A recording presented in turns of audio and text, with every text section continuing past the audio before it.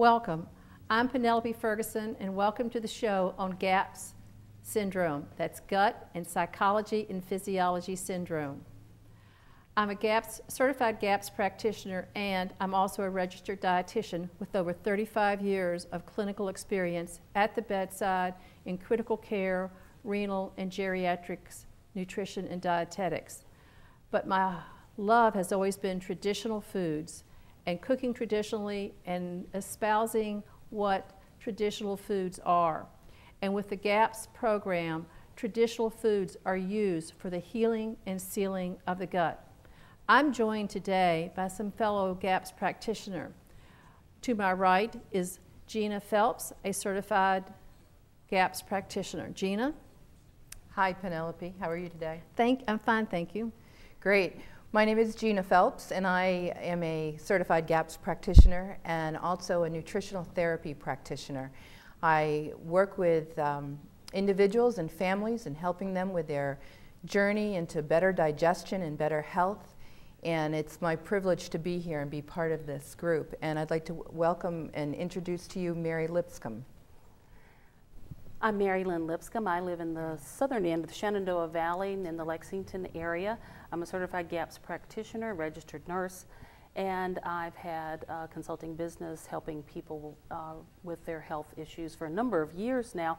And I'm really delighted to introduce you to the series of GAPS shows that we will be offering. And our first episode is going to be an introduction to GAPS, which again is an acronym that stands for Gut and Psychology or Physiology Syndrome. We're going to talk a little bit about what that is and why you might want to consider that particular protocol to restore your health.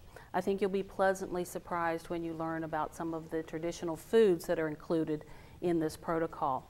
Our second episode is going to be one in which we invite a GAPS mother to share her journey as she used this protocol in her family.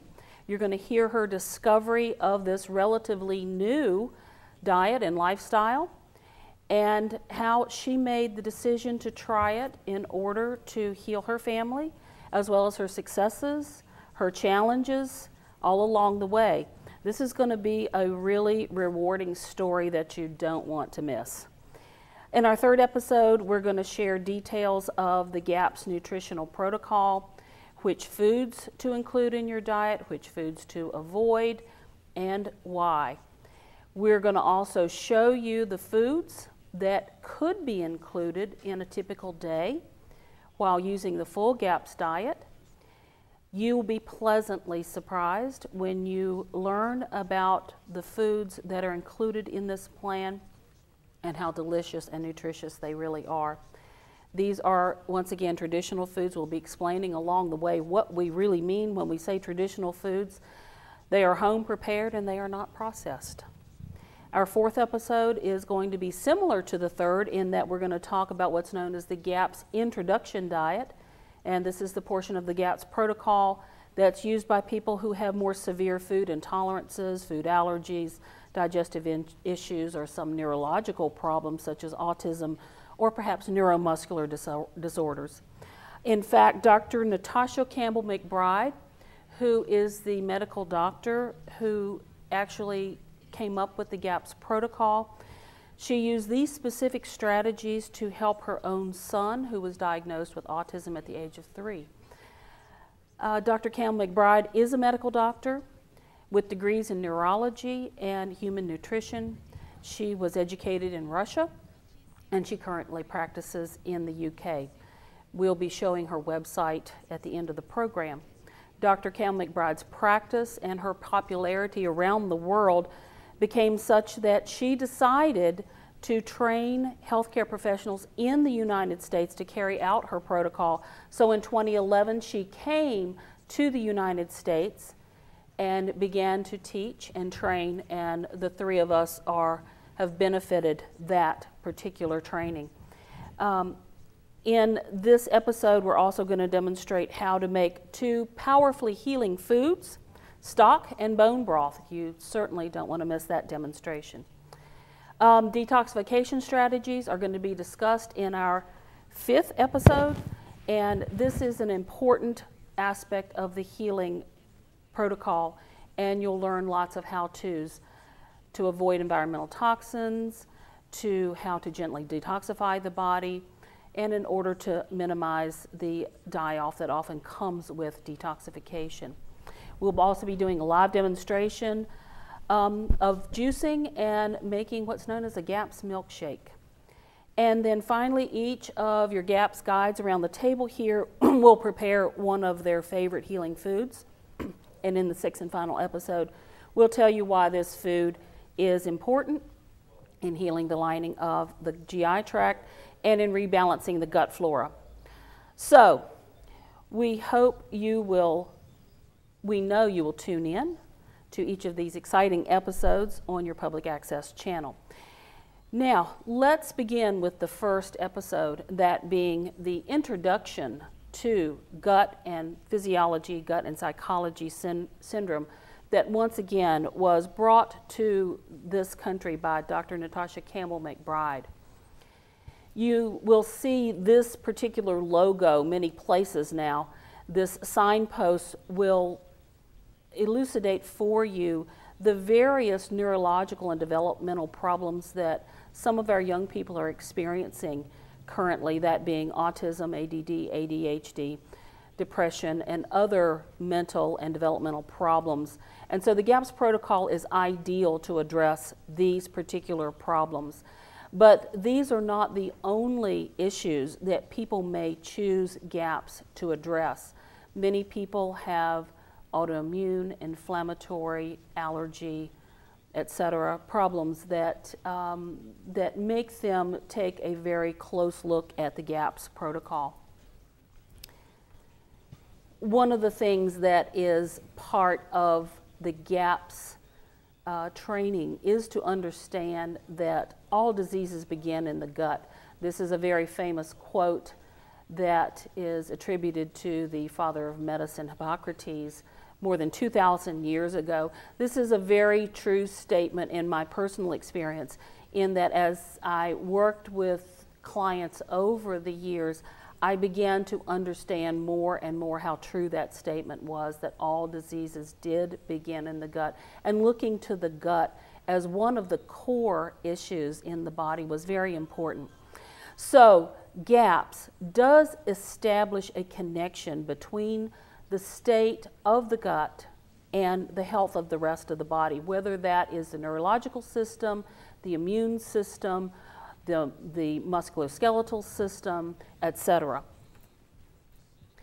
I think an image of what we mean when we say the gut is important. I think a picture is worth 1,000 words.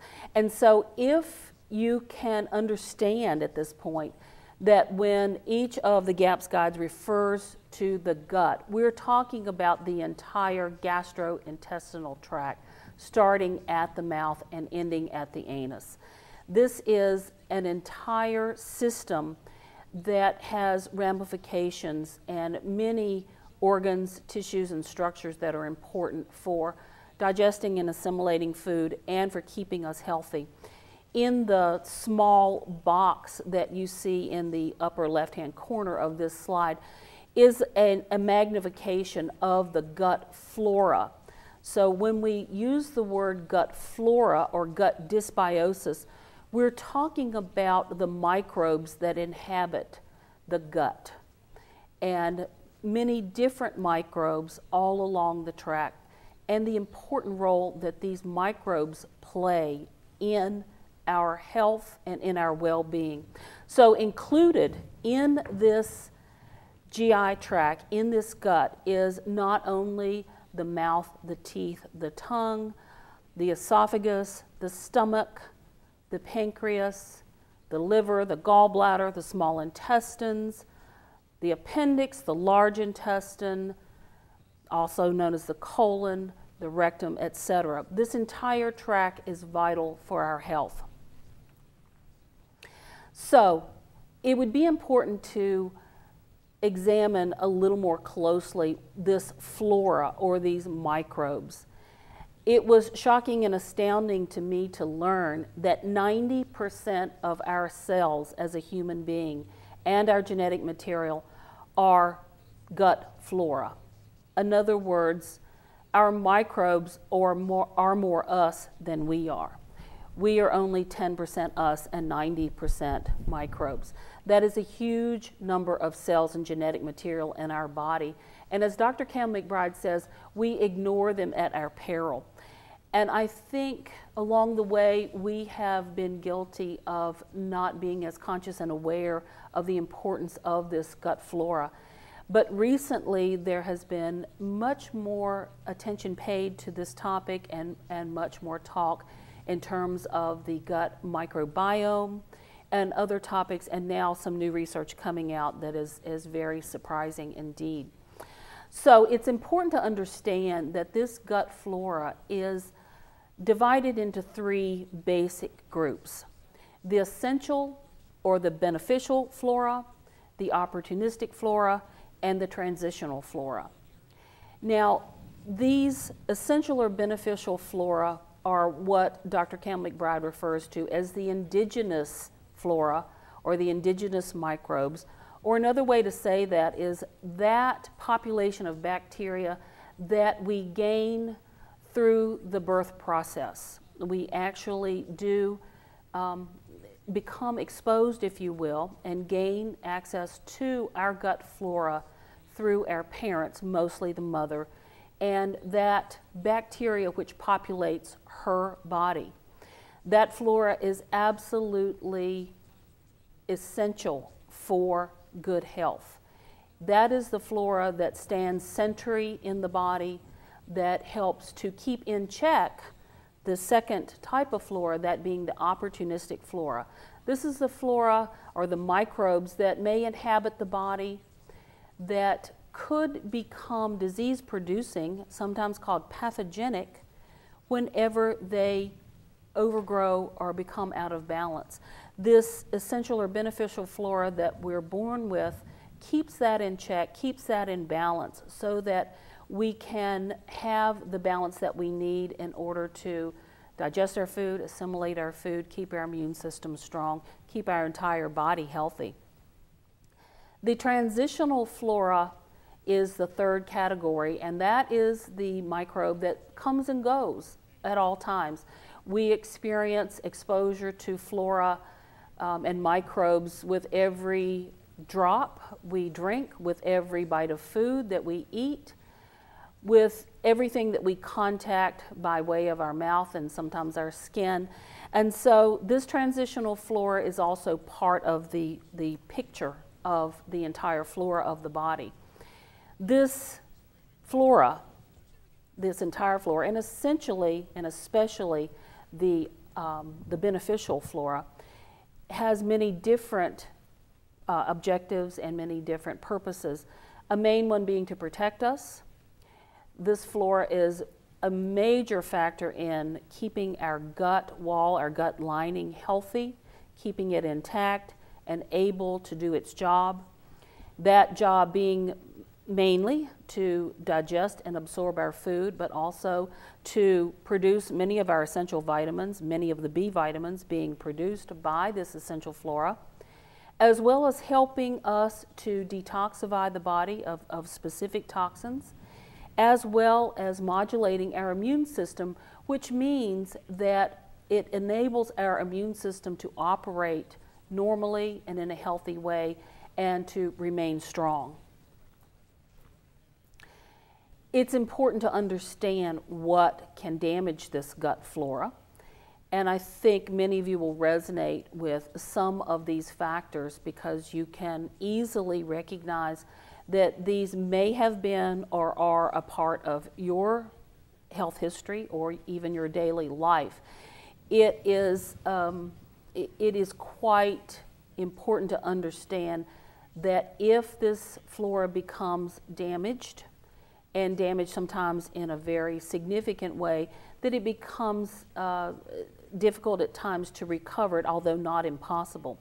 So one thing that is very damaging to the gut flora is antibiotics. And many of us may have experienced over the course of a lifetime several opportunities to have been given antibiotics and taken antibiotics for various reasons. And so just to understand that antibiotics can have a detrimental effect on the gut flora, in that the beneficial bacteria will be killed along with the pathogenic bacteria that are actually the target of the antibiotics, but the beneficial bacteria as well will die. And sometimes this allows an overgrowth of some of the opportunistic microbes such as yeast and fungus in the body.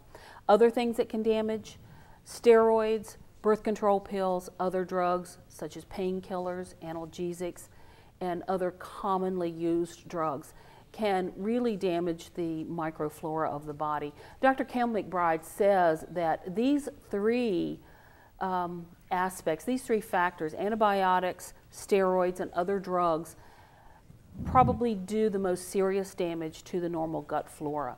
She says that these are the factors that can make it more difficult to recover a normal gut flora, though not impossible. In other words, if only diet is the damaging factor, that is more easily remedied than some of these other factors. Those other factors would include stress, and that goes without saying how damaging that is, not only to the gut flora, but also to the entire body. Poor diet, and we're going to spend a good deal of time talking about food and nutrition and how we can use food as medicine and how we can use food to recover our health. And so the standard American diet, that being highly processed foods, lots of grains, lots of sugars, we'll be touching on that. Certain infections can damage the gut flora, especially things like Shigella, Salmonella, some very serious infections, certain diseases. Bottle feeding babies can be damaging to their gut flora. Breastfeeding is by far preferred, and the healthy way to yet again instill a balanced and normal gut flora. The aging process and old age, and then environmental factors like pollution and radiation, the excessive intake of alcohol, toxic chemicals in our environment and our personal hygiene products and our detergents, etc. And then dental work, and some of the dental materials can be toxic and damaging to the gut flora. So once the gut flora is damaged and no longer able to do its job, it is crucial to understand what may happen as a result of that damage to the gut flora. The gut flora plays such an incredibly important role that if that flora is damaged, the wall of the gut will be damaged. And this protective mechanism that the flora plays will cause an attack to be made on the gut lining itself, and toxins to be able to damage the gut wall. And these small cells that make up the gut lining, that being the enterocytes, will begin to degenerate. With that degeneration, many things will happen.